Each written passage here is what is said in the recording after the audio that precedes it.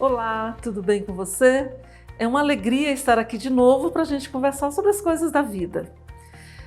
Como eu sou terapeuta da Nova Medicina e coach, eu tenho algumas perguntas para fazer para vocês, porque afinal de contas é a minha especialidade fazer perguntas poderosas. Você se considera uma pessoa esperançosa?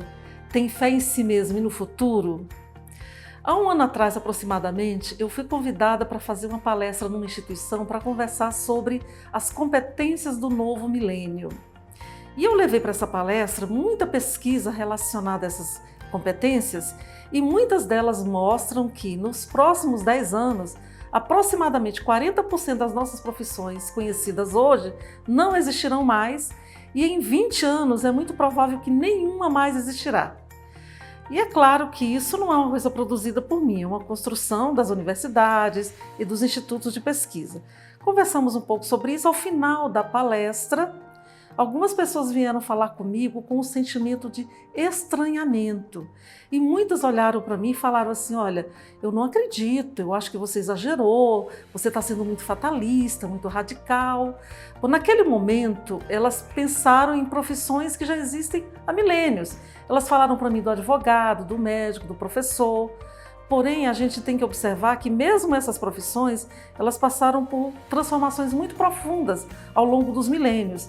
Algumas profissões, inclusive, elas foram regulamentadas agora há pouco tempo. O que eu percebi naquele momento foi esse sentimento de estranhamento, esse sentimento de que não acredita que isso ia acontecer, mas eu não imaginei naquele momento que a gente iria passar por uma ruptura tão importante, por um fato tão poderoso como esse que a gente está vivendo agora e que está sendo capaz de fazer transformações no mundo do emprego e do trabalho de maneira muito radical. A gente está assistindo pessoas fazendo teletrabalho, a gente está assistindo transformações na forma de produzir e ofertar produtos e serviços, na forma de empregar, na forma de contratar, na forma de organizar as linhas de produção e na forma de se relacionar com o empregador, com o trabalhador, com os colegas. Em tudo está causando transformação esse momento em que a gente está vivendo agora. E isso está causando exatamente o sentimento que eu percebi quando eu fiz aquela palestra. As pessoas estão tendo um estranhamento tão forte que elas estão experimentando as mesmas emoções que são identificadas num processo de luto, por exemplo.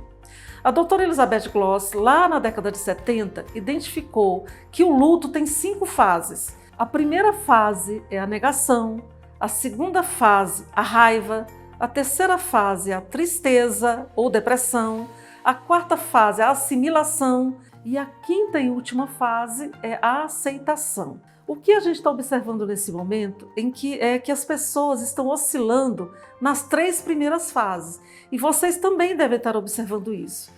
Aquele primeiro momento de negação, as pessoas falam muito: eu não acredito, eu não aceito, isso não pode ser verdade, isso não está acontecendo, as pessoas estão me enganando, tem um complô contra mim, tem um complô contra a economia, contra o meu emprego.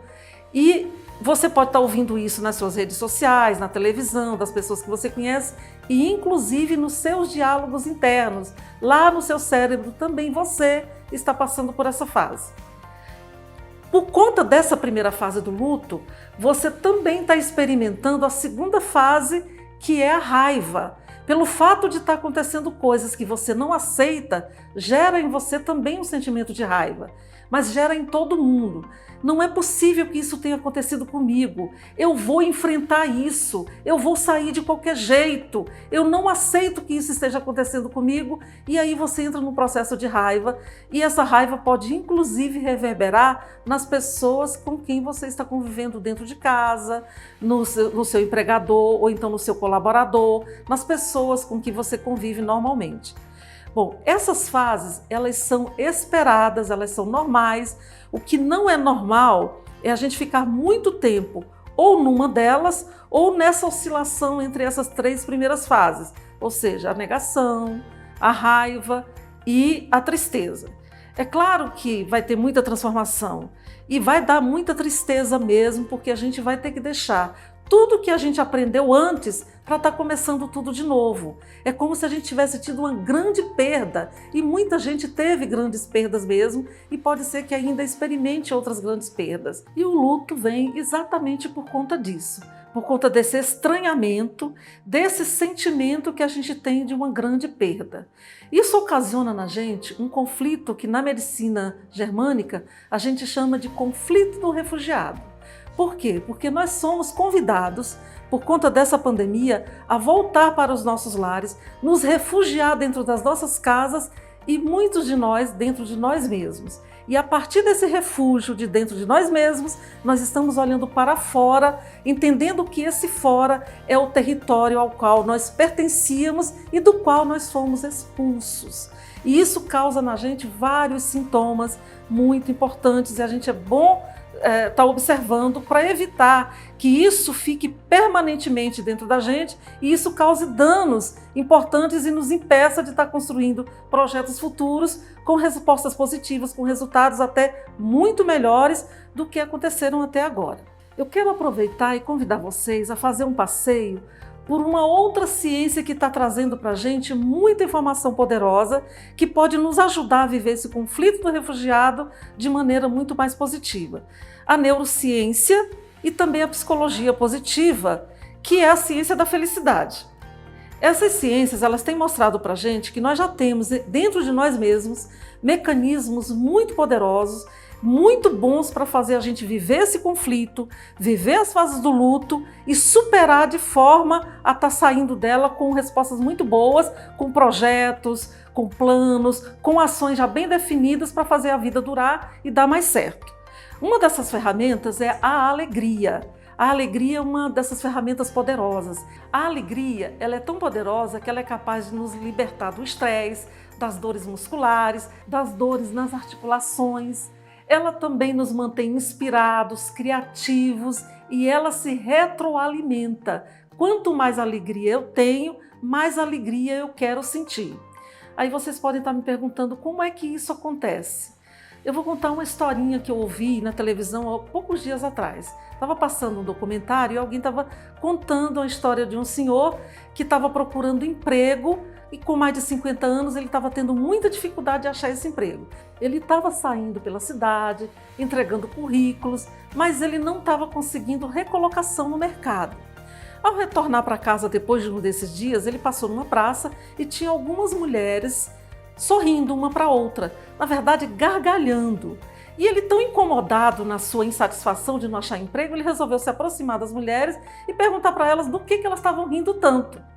E elas olharam para eles e falaram: nós estamos fazendo uma experiência. Nós somos professoras de universidade e estamos tentando mostrar para as pessoas que o sorriso é contagiante e que a alegria ela é um resultado do sorriso.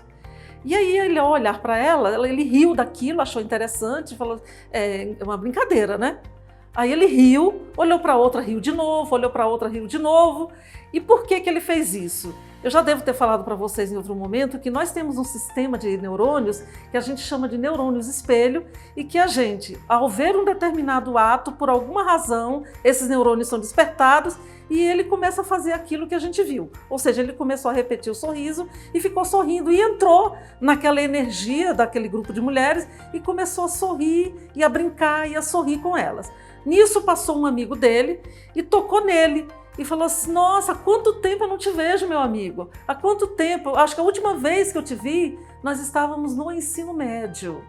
E ele falou: nossa, é mesmo, que bom te ver, estou muito feliz de te ver. E se abraçaram, e conversaram, e sorriram.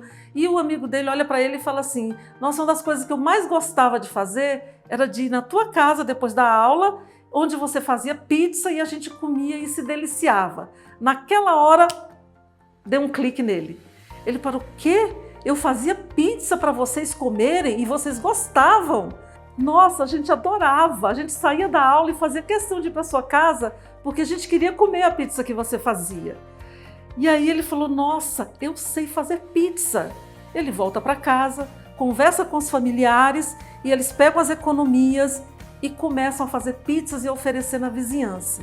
A vizinhança ficou muito satisfeita com o produto que ele estava oferecendo e aí resolveram manter aquele hábito de comprar as pizzas desse senhor e assim ele começou o negócio de pizza dele. O que eu quero dizer com isso? Que a gente vive a nossa vida no automático, que a gente engaveta nossos sonhos, que nós enterramos nossos talentos e que a gente precisa que uma emoção positiva seja estimulada em nós para que a gente lembre desses sonhos e desses talentos e que esses talentos podem fazer a vida da gente voltar a funcionar dentro de uma espiral positiva de ações e de metas e de objetivos capazes de fazer a vida da gente ser positiva de novo.